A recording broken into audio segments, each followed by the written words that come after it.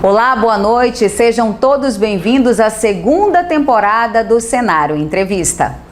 Eu sou Liliane Araújo e toda semana eu vou trazer para vocês muita informação, bastidores políticos, temas polêmicos, direitos civis, entretenimento e convidados inéditos. No programa de hoje eu recebo Tenório Nunes Teles de Menezes, mais conhecido como Tenório Teles. Ele é professor, poeta, ensaísta, dramaturgo e crítico literário brasileiro. Membro da Academia Amazonense de Letras, leciona literatura brasileira e foi coordenador editorial da editora Valer. Atualmente, compõe a gestão da Prefeitura de Manaus como presidente do Conselho Municipal de Cultura. Tenório Teles, seja muito bem-vindo ao programa. Eu já começo falando que eu já falei seu currículo, você é um renomado escritor amazonense, possui diversas obras publicadas que abordam poesia, ensaio, teatro e crônica. Conta pra gente como é que começou o gosto pela literatura. A minha experiência com a palavra está associada muito à minha vida escolar. Eu nasci no Rio Purus, num Paraná chamado Santo Tomé, e passei minha infância na casa dos meus avós, no Rio Solimões, numa comunidade. E foi lá que eu aprendi a ler, com meu tio, que era professor lá, ensinava as crianças. E o primeiro livro que eu li foi a Bíblia, porque lá na casa dos meus avós só tinha uma Bíblia lá, que ficava guardada, e eu descobri esse livro. Foi com essa leitura que começou essa minha paixão pelas palavras. Eu fiquei muito encantado quando eu li a Bíblia, menino, com 6 anos de idade, porque é um livro cheio de muitas imagens, de muitas referências, que para uma criança pequena desperta muita curiosidade e muito medo também. Eu fiquei com muito medo quando eu li aquele livro por conta das imagens, das cenas e tal. Mas essa primeira experiência me marcou profundamente.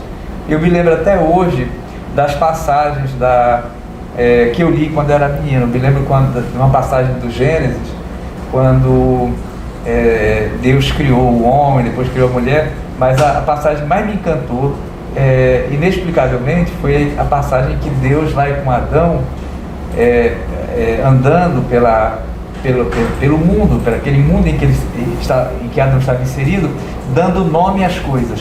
Esse ato de dar nome, né, às coisas foi uma coisa que me fascinou muito quando eu li, ainda menina, esse texto bíblico. E claro, isso tem tudo a ver com a minha vida posterior, essa relação com as palavras, com a linguagem, né? E começou dessa maneira. E depois eu tive muitos professores que me estimularam muito na escola com relação à importância da leitura, né? Comecei a ler textos e felizmente eu estudei numa escola primária em que a gente aprendia a ler e aprendia a escrever. Então a gente escrevia muito, né? As cópias. Hoje está um pouco fora de moda isso, mas na época foi muito importante, e principalmente as redações. Eu, quando estava na 3ª série, na 4ª série, eu escrevia muitas redações e a professora elogiava quando estava boa, então isso motivava muito. Foi na escola primária que começou todo esse meu encantamento com as palavras, com o texto e com a literatura. Ou seja, a mania de ler e escrever sempre fez parte da sua rotina. Na sua carreira agora, de leitor, escritor, quais foram as obras que te inspirou? Ou melhor, né, te espelha, né? Quais são os autores que te espelham? Olha, tiveram vários livros que foram muito importantes na minha vida, né? Os livros, eles têm, alguns livros têm a força, né, de transformar a vida da gente. Ninguém passa impunemente pela leitura de um belo livro, de um grande livro. E, claro, um livro que ainda hoje está muito presente na minha vida, e eu guardo passagens inteiras desse livro, que eu li na minha adolescência, foi Olhai os Lírios do Campo, do grande escritor gaúcho Érico Veríssimo. Esse livro foi muito importante para mim, sabe? Não é nem o livro mais significativo da obra do Érico, mas ele foi muito importante. A história do Eugênio, que é o personagem desse livro, era a minha história também, um menino de família pobre que queria, de alguma maneira, encontrar um lugar no mundo. E na minha adolescência eu também vivia esse drama. Eu, filho de uma família de camponeses que veio para Manaus, minha mãe virou operária, eu também queria encontrar um lugar no mundo. Então o Eugênio, ele consegue vencer, e a história desse personagem, de alguma maneira, ela espelhou minha própria história. Não poderia deixar de citar o escritor que assim teve um grande impacto na minha formação, na minha maneira de ver a vida, que foi Machado de Assis. Eu não seria a pessoa que eu sou se eu não tivesse lido Machado de Assis. Machado me marcou profundamente, porque foi um escritor que me deu uma profunda compreensão da realidade e da condição humana, principalmente das angústias, dos sofrimentos, da maldade humana, porque ler Machado de Assis é uma grande viagem pela alma do ser humano. Aqui no Amazonas, quais os autores que você admira? Eu tenho uma profunda admiração pelo poeta Luiz Bacelar, que completou agora dia 4, né? Completaria 93 anos. Um autor que foi muito marcante na minha vida também foi Tiago de Mello, que continua vivo. Eu sou muito, assim, eu sou um admirador muito constante dos autores do Clube da Madrugada. Eu acho que Faria de Carvalho, o Padre Ruas, Alcides Verck, Elson Farias, Astrid Cabral, esses autores, eles são autores dignos de reconhecimento, não só em termos regionais, mas em termos nacionais, porque são escritores de grande qualidade. Felizmente o Amazonas tem uma tradição muito forte de ter assim grandes escritores muito significativos na poesia em especial, né? Claro que hoje nós temos também prosadores, como é o caso do Márcio Souza, do Milton Atum, que são referências nacionais. Mas eu entendo que a grande força da literatura do Amazonas são os seus grandes poetas. Apesar do vasto número de autores locais, a procura por leitura ainda é muito pequena. Na sua opinião, a que se deve esse fenômeno? Eu penso que isso tem várias motivações. Eu tenho pensado muito sobre isso, sabe? Tem sido uma reflexão constante na minha vida, porque eu fui professor durante mais de 20 anos e eu sempre procurei estimular muito os meus alunos a ter contato com a palavra, com a literatura, com os bons livros, né? Eu não sei, é difícil dizer quais seriam as razões, mas eu penso que duas coisas que são importantes. A primeira é a questão da família. Eu penso que as famílias que têm uma prática mais frequente de leitura, os filhos, até por imitação também, tendem a ter também apego pelos livros, amor pelos livros. Então acho que isso deveria começar na família. Desde os filhos pequenos ali, crianças, eu acho que os pais tinham que assumir essa responsabilidade de ler para os filhos, ler as histórias infantis, infanto-juvenis, os contos de fada, os grandes livros da literatura infanto-juvenil, as fábulas, os apólogos. Eu acho que tudo isso contribuía muito para fermentar e germinar a imaginação das crianças. E despertar o gosto. O gosto. Então, eu acho que, em primeiro lugar, a família. Em segundo lugar, acho que a escola tem um papel e tem uma responsabilidade que precisa ser assumida. Eu defendo uma tese de que a leitura e a escrita deveriam ser matérias autônomas no currículo escolar. E que, desde as primeiras séries, as crianças deveriam ler na escola, ter leitura na escola como uma disciplina ali permanente, e principalmente a escrita. Isso acabaria com esse problema que nós temos hoje. O aluno termina o ensino médio, ele não sabe se expressar, ele não sabe pensar direito e não sabe escrever. Claro que tem as exceções, mas de um modo geral, você lembra que quando existia o vestibular, no vestibular da Universidade Federal do Amazonas, a prova de redação, assim, mais da metade dos alunos, era um terror, eles eram reprovados porque zeravam na redação ou tiravam notas muito baixas porque não sabiam escrever. Esse é um problema que precisa ser enfrentado.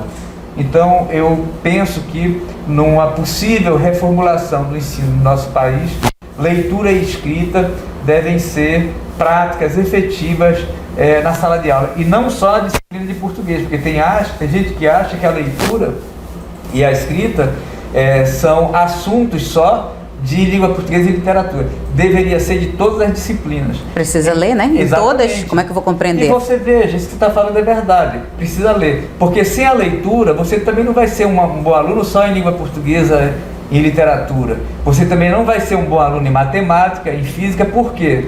Porque para você ser uma pessoa versada em matemática, você tem que saber interpretar. Como é que você vai interpretar o enunciado de matemática, o enunciado de física, se você não sabe? Então a leitura, ela é base para todas as disciplinas. E digo mais, a leitura, ela é base para a vida.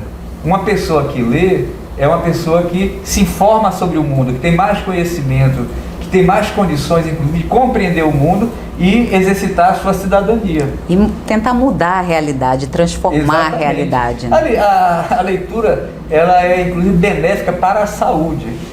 Os médicos que trabalham com pessoas que têm problema de Alzheimer, uma das coisas que eles recomendam para a saúde do cérebro é a leitura.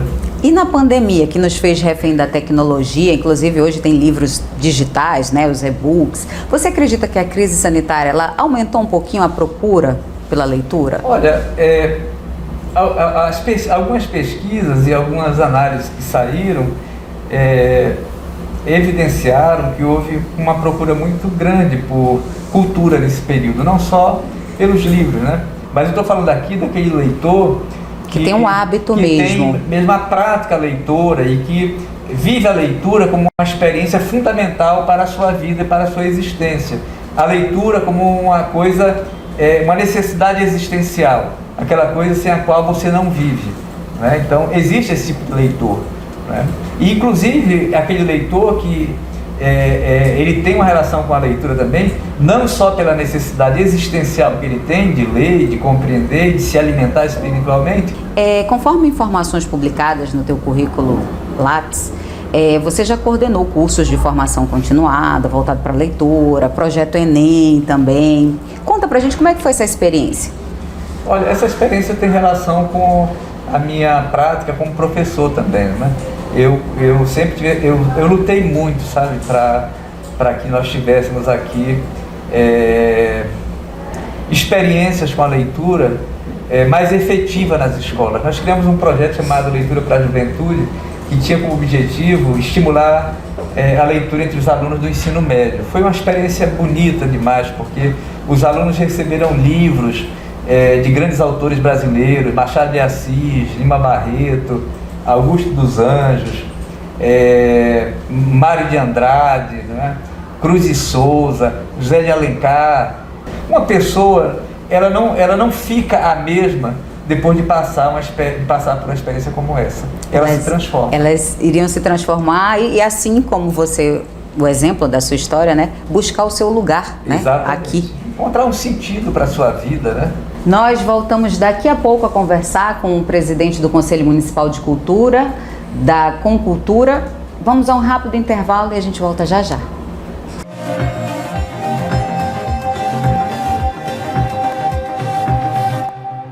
O universo da informação sem preconceitos, a pluralidade dando o tom das pautas. Temas considerados tabus na sociedade, debatidos de forma leve por quem entende do assunto. Cenário em Diversidade. Toda a sexta às 6 da tarde na TV Cenário. Acesse revistacenarium.com.br. Música, séries, cinema, literatura, arte, aventuras. Várias outras dicas para você aproveitar melhor o seu fim de semana, você confere no Cenário Recomenda. Toda semana, a equipe da revista Cenário separa as melhores dicas para indicar para você e toda a sua família. Confira! Sábado, 3 da tarde, no site da revista Cenário e redes sociais. Os cases que se tornaram sucesso no estado, experiências que deram certo, histórias de superação, grandes nomes do empreendedorismo na Amazônia. Tudo isso e muito mais você confere no programa Empreender na Amazônia na TV Cenário. Toda quarta às 7 da noite, com a apresentação do economista Marcos Evangelista. Confira revistacenarium.com.br.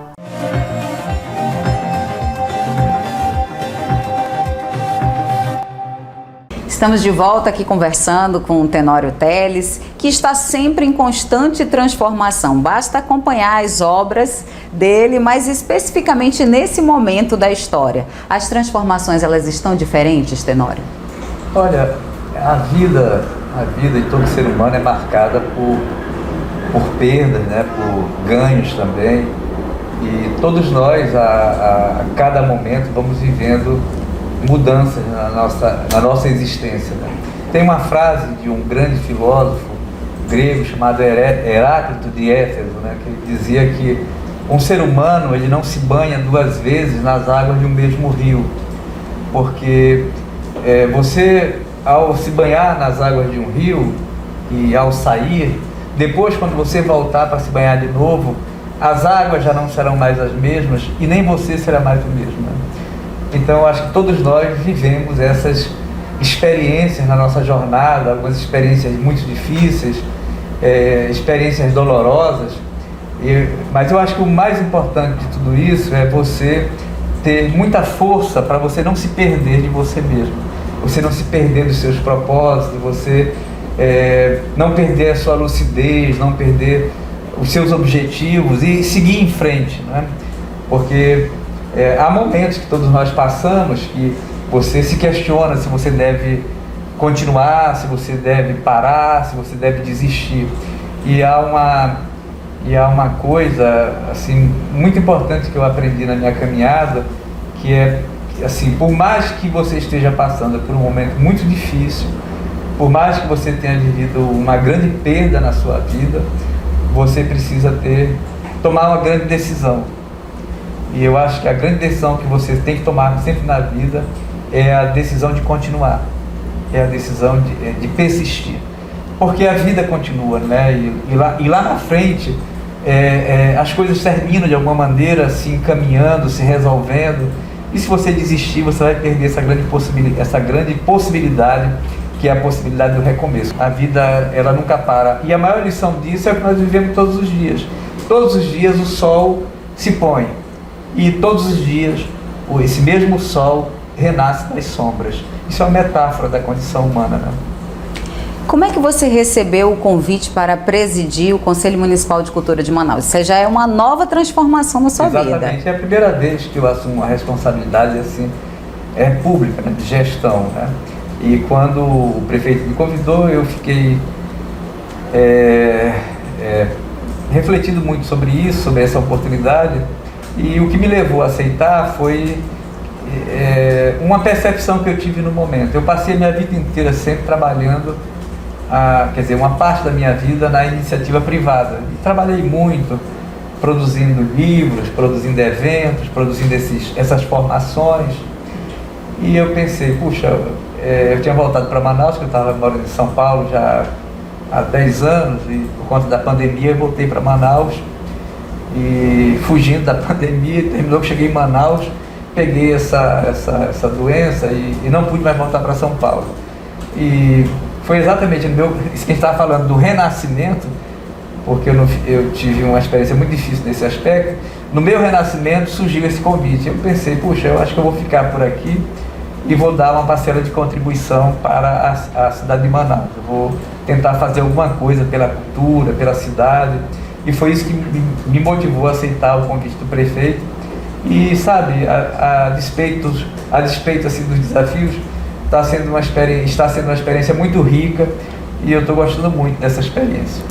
E desde que você assumiu, a gente percebe uma preocupação com os artistas locais diante dessa crise sanitária que a gente ainda está enfrentando. Foi lançado inclusive um edital de fomento, né, em homenagem a um cantor renomado que infelizmente, né, foi acometido pela Covid e infelizmente não está mais entre nós, mas deixou um legado, que foi o Zezinho Correia. Exatamente. Em que fase está esse edital? Olha, esse foi o edital da Prefeitura, e mais propriamente o edital organizado pela Manaus Cult.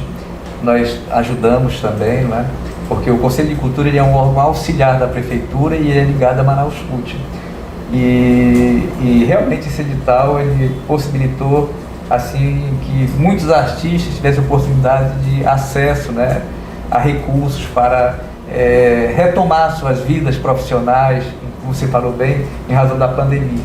Esse edital está em fase final já, né? Já foram selecionados os artistas, os projetos, e brevemente já vai ser anunciado a fase final com a distribuição dos recursos, a entrega dos recursos, para que os artistas possam executar seus projetos. E, afora isso, nós também temos trabalhado muito lá pelo Conselho, oferecendo formação, né? Formação cultural, formação para o empreendedorismo, para os artistas da nossa cidade. Porque eu penso que a qualificação profissional, para que você possa potencializar as suas atividades artísticas, é muito importante. Então, o Conselho tem dado muita atenção para a formação, principalmente a formação para o empreendedorismo, porque, no meu entendimento, todo artista ele tem que ser um gestor da sua própria carreira. Então, quanto mais conhecimento ele tiver do ponto de vista profissional, do ponto de vista da gestão, mais ele terá condições de ter uma vida artística eficaz, produtiva e com resultados também financeiros, porque é importante que os artistas possam oferir vantagens financeiras, ganhar com o seu trabalho artístico, para que ele possa ter mais condições de produzir, de contribuir com a vida cultural da nossa cidade. Então, o Conselho também, nessa gestão do prefeito Davi Almeida, está dando sua parcela de contribuição para ajudar os artistas, principalmente nessa retomada que a gente está vivendo, já poderíamos até dizer, de pós-pandemia, né? Nós esperamos que isso fique para trás, né? É só aguardar agora a vacinação mesmo em massa, né? As pessoas precisam se conscientizar de que, para retomar com toda tranquilidade, se faz necessário que as pessoas se conscientizem e vá lá. Não tome só a primeira, tome a segunda dose também, porque tem muita gente que não tomou a segunda dose. Né? E para continuar os artistas no mercado, se faz necessário mesmo, até diante dessas mudanças, né, de tecnologia, tem que se investir em formação continuada. Agora, todo mundo que vier aqui ao Cenário Entrevista nessa segunda temporada, a gente quer saber as impressões, a veia política, né, dos nossos convidados. Eu queria que você falasse sobre esse cenário político que nós estamos vivendo e fazer um paralelo, né, com a cultura. Olha, o cenário, o que a gente está vivendo hoje na política do nosso país e na política mundial é um período muito conturbado, é um período muito difícil, né, de muito acirramento, né, das posições políticas e ideológicas, né. Eu sinto assim evidentemente que a minha relação é uma relação muito mais com o mundo da cultura, mas eu como cidadão, eu sinto muita falta de um projeto político, sabe? Eu acho que eu não olho a política pelo lado das pessoas, entendeu? Porque eu não acredito assim em salvadores da pátria, eu não acredito que uma pessoa vai resolver os problemas do país. Eu sinto falta assim, da existência de um propósito, um comprometimento com o país, um projeto para o país. Você vê as pessoas hoje numa polarização que, do meu ponto de vista, é extremamente prejudicial, porque você não constrói pontes, né? As pessoas ficam se agredindo e ninguém ouve ninguém. E eu acho que isso não é bom, isso não é positivo. Não é sadio. Não é sadio e não leva a nada, né? Porque todo mundo, quer dizer, está numa situação assim, que todo mundo briga e todo mundo tem razão. E daí? O que isso vai melhorar, resolver, vai avançar, vai desenvolver? E o que o povo quer? O que eu noto, assim, ouvindo as pessoas, é que as pessoas querem viver, as pessoas querem trabalhar, as pessoas querem resolver seus problemas, querem uma solução para essa situação. Então, eu espero que, em meio a tudo isso, que aconteça um pouco de serenidade, um pouco de sabedoria, um pouco de comprometimento, de bom senso, e nós possamos vencer essa etapa construindo um projeto que seja razoável, que seja plausível e que seja, vamos dizer assim, que possa ser executado a médio e longo prazo, e nós possamos sair dessa situação preocupante que o país se encontra. Eu penso que, assim, do ponto de vista mais geral, nós precisamos de um pouco de serenidade, um pouco de juízo e precisamos de de uma personalidade, vamos dizer assim, de lideranças políticas que tenham verdadeira preocupação com o país e que tenham um comportamento de um estadista. Então, antes da gente encerrar, a gente vai fazer aqui um bate-bola rapidinho. Eu falo uma palavra, você diz o que vem à sua mente. Literatura. Machado de Assis. Poesia. Drummond. Tecnologia. Tecnologia, eu penso que a gente precisa usá-la como um meio, não como um fim. Política. Precisamos mudar conceitos, né? Valores, práticas e ter mais tolerância. Amazonas. Eu adoro a minha terra, eu sinto muito orgulho da minha terra. Esses anos que eu passei em São Paulo, todas as oportunidades que eu tinha, eu falava da minha terra. Uma terra com grandes possibilidades e que precisa também de pessoas de boa vontade e comprometidas com a sua história e com o seu futuro. Medo. Eu tenho muito medo assim, às vezes, de não ter força suficiente para me manter no meu caminho, na minha luta, de não realizar as coisas importantes que eu projetei para minha caminhada. Um sonho. Um sonho que eu tenho assim e que eu continuo acalentando é que as pessoas pudessem ter acesso à leitura, acesso aos livros, acesso à beleza, porque isso faria muita diferença na vida das pessoas e da sociedade. Esperança. Eu continuo tendo muita esperança que a gente possa um dia construir uma sociedade um pouco melhor, um pouco mais solidária, um pouco mais